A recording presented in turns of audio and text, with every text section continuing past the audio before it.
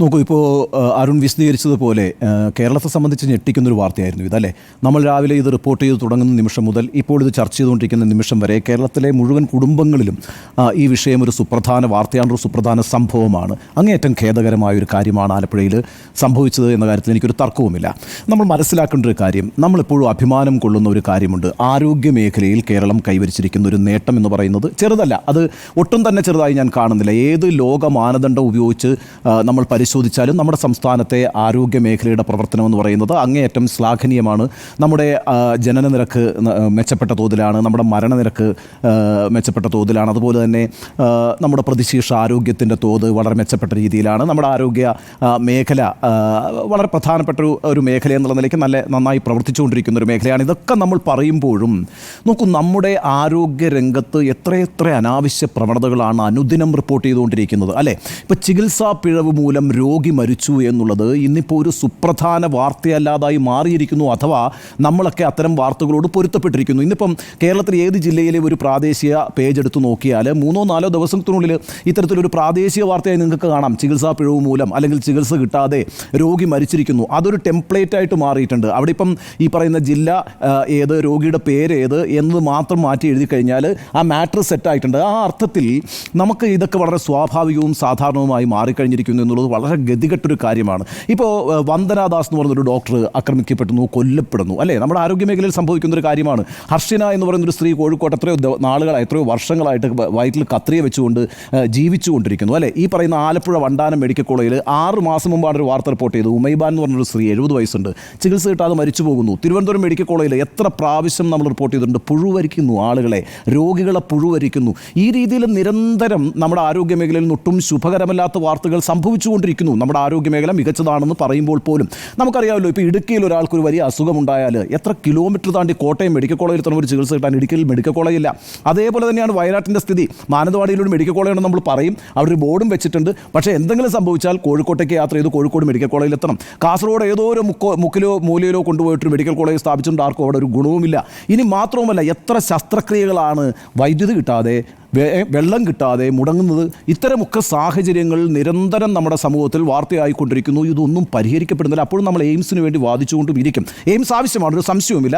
പക്ഷേ നമ്മുടെ ആരോഗ്യ സംവിധാനങ്ങൾ എത്രത്തോളം കാര്യക്ഷമമാണ് എന്നതിൻ്റെ ഒരു അക്കൗണ്ടബിലിറ്റി, അതിനെ അക്കൗണ്ട് ചെയ്യുന്നത് ഒരു പബ്ലിക് ഓഡിറ്റിങ്ങിന് അത് വിധേയമാകാതെ പോകുന്നു. അഥവാ സാമാന്യമായ പ്രതിഷേധങ്ങളിൽ അതൊക്കെ ഒതുങ്ങിപ്പോകുന്നു എന്നുള്ളതാണ്. നമുക്ക് ഈ വികസനം എന്നൊക്കെയുള്ള കാഴ്ചപ്പാടെന്ന് പറയുന്നത് റോഡ് വികസിച്ചാൽ വികസനം വന്നു എന്നുള്ളത് മറ്റിലാണ്. നമ്മുടെ വീട്ടിൻ്റെ വാതിക്കൽ ഒരു റോഡ് മോശമായി കിടന്നാൽ നമ്മുടെ പ്രതിഷേധം വളരെ വലുതാണ്. എന്നാൽ തൊട്ടടുത്ത താലൂക്ക് ആശുപത്രി അല്ലെങ്കിൽ ജില്ലാ ആശുപത്രി, അവിടെ ആവശ്യത്തിന് കിടക്കകളുണ്ടോ, അവിടെ ആവശ്യത്തിന് മരുന്നുണ്ടോ, അവിടെ ആവശ്യത്തിന് ഡോക്ടർമാരുണ്ടോ, ആ രീതിയിലുള്ള അന്വേഷണങ്ങളും നമ്മൾ നടക്കുന്നേയില്ല.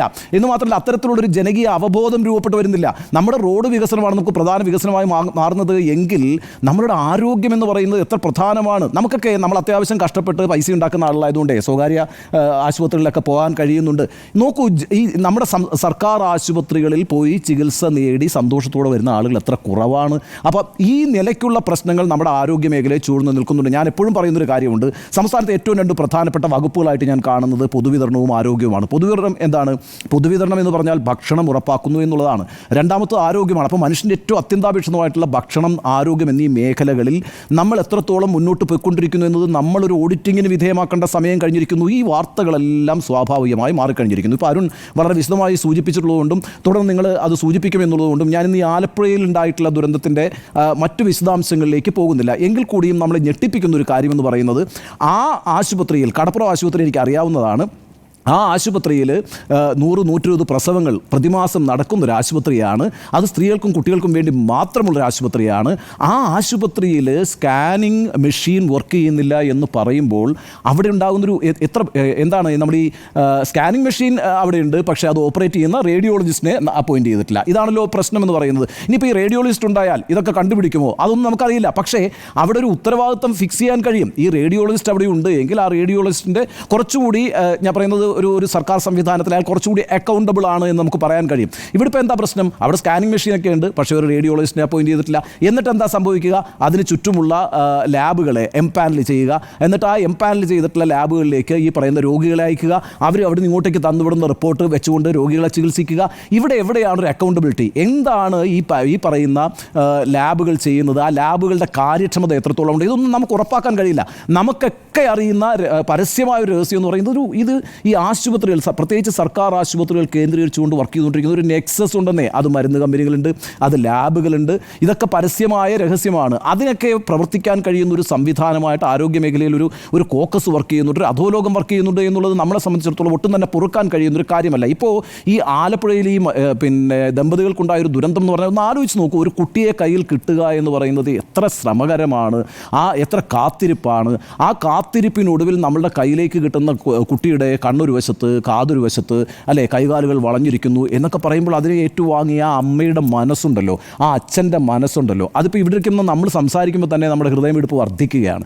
അത് ഈ വാർത്ത കാണുന്ന മുതൽ നമുക്ക് ആ വിഷമമുണ്ട്. എത്രയോ കാത്തിരിപ്പും പ്രാർത്ഥനകളും ഒക്കെയാണ് ആ ഒരു പ്രസവത്തിന് പിന്നിലുള്ളത്. രണ്ടുപേരെയും രണ്ടായി ഇങ്ങോട്ട് കിട്ടുക എന്നൊക്കെ പറയുന്നത് എത്രയോ ആകാംക്ഷ നിറഞ്ഞ ഒരു സമയമാണ്. ആ സമയത്താണ് ഇങ്ങനൊരു സംഭവം ഉണ്ടാകുന്നത്. അത് എത്ര വലിയൊരു ദുരന്തമാണ്. ആ വീഴ്ചയൊക്കെ ഒരു കാരണവശാലും അംഗീകരിക്കാൻ നമുക്ക് കഴിയില്ല. ആ വീഴ്ചയുടെ ഉത്തരവാദി ആരാണെന്ന് കണ്ടെത്തേണ്ടതുണ്ട്. ആ ഉത്തരവാദികൾ കൃത്യമായി കണ്ടെത്തി അവർ നന്നായി ശിക്ഷിക്കപ്പെടണമെന്നൊരു അഭിപ്രായം കൂടി എനിക്കുണ്ട്. എൻ്റെ പ്രശ്നം എന്താണെന്ന് വെച്ചാൽ നമ്മളിപ്പോൾ വളരെ ഇമ്മീഡിയറ്റ് ആയിട്ടൊരു അന്വേഷണം പ്രഖ്യാപിക്കും. ഈ അന്വേഷണം പ്രഖ്യാപിച്ചതിന് ശേഷം 3-4 പേരെ സസ്പെൻഡ് ചെയ്യും. പിന്നെ ഇതിൻ്റെ ഫോളോ അപ്പ് മാധ്യമങ്ങൾ നടത്തില്ല. കാരണം നമുക്ക് അടുത്തൊരു വാർത്തയിലേക്ക് നമ്മൾ പോകും. എത്രയോ സസ്പെൻഷനുകൾ ഉണ്ടായിട്ടുണ്ട്, എത്രയോ ഇതുപോലുള്ള ദുരന്തങ്ങൾ ഉണ്ടായിട്ടുണ്ട്, എത്ര പേർക്കെതിരെ നടപടി ഉണ്ടായിട്ടുണ്ട്. ഇതിനൊന്നും ഒരു കണക്കില്ല, ഇതിനൊന്നും ഒരു അക്കൗണ്ടബിലിറ്റി ഇല്ല. അപ്പം ഞാൻ പറയുന്നത് ഈ വിഷയം ഒരു പ്രധാനപ്പെട്ട വിഷയമായി തന്നെ പൊതുസമൂഹം കാണണം, മാധ്യമങ്ങൾ കാണണം, എന്നൊരു ഉത്തരവാദിത്വത്തോടുകൂടി ഇതിൻ്റെ ഫോളോ അപ്പ് ഉണ്ടാകണം. ഇക്കാര്യത്തിൽ സർക്കാർ വളരെ ഗൗരവമായ നിലപാടെടുക്കണം. സർക്കാരിൻ്റെ ഉത്തരവാദിത്വം ഇക്കാര്യത്തിലുണ്ട് എന്ന് തന്നെയാണ് എൻ്റെ നിലപാട്. കാരണം ഏത് കാര്യത്തിലും ഇത്തരത്തിലുള്ളൊരു വീഴ്ച, പ്രത്യേകിച്ച് ഒരു ഗവൺമെൻറ് ആശുപത്രിയിൽ സംഭവിച്ചാൽ സർക്കാർ ഉത്തരവാദിയാണെന്ന് ഫിക്സ് ചെയ്യാൻ എളുപ്പമാണ്. സർക്കാർ ചെയ്യുന്ന കാര്യങ്ങളെ കണ്ടില്ല എന്ന് നടിച്ചുകൊണ്ടല്ല ഞാൻ ഈ പറയുന്നത്. പക്ഷേ ഞാൻ നേരത്തെ സൂചിപ്പിച്ചതുപോലെ നമ്മളുടെ ആരോഗ്യ മേഖല വളരെ ശക്തമായിരിക്കുന്നു എന്ന് പറയുമ്പോൾ പോലും നിരന്തരമാണ് ഈ ചികിത്സാ പിഴവ് മൂലം രോഗി മരിച്ചു, ചികിത്സ കിട്ടാതെ രോഗി മരിച്ചു, വൈദ്യുതി ഇല്ലാതെ ശസ്ത്രക്രിയ മുടങ്ങി, ആവശ്യത്തിന് ബെഡുകളില്ലാതെ രോഗികൾ പുഴുവരിച്ച് കിടക്കുന്നു.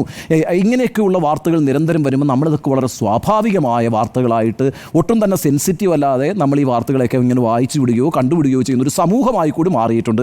അങ്ങേയറ്റം ഗുരുതരമായൊരു സിറ്റുവേഷനാണിത് എന്ന് തന്നെ ഞാൻ മനസ്സിലാക്കുന്നു. അതുകൊണ്ട് ഇതിൻ്റെ ഉത്തരവാദിത്വത്തിൽ നിന്ന് സർക്കാരിന് മാറാൻ കഴിയില്ല. പക്ഷേ ഉത്തരവാദി ആരാണ് എന്ന് ഫിക്സ് ചെയ്യാൻ സർക്കാരിന് ഉത്തരവാദിത്വമുണ്ട്. ഒപ്പം അവരെ ശിക്ഷിക്കാനുള്ള ബാധ്യതയും സർക്കാരിനുണ്ട്. ആ കുടുംബത്തിൻ്റെ വേദനയിൽ പങ്കുചേർന്നുകൊള്ളുന്നു. ഇത്രയും മാത്രമാണ് എനിക്ക് ഈ കാര്യത്തിൽ പറയാനുള്ളത്.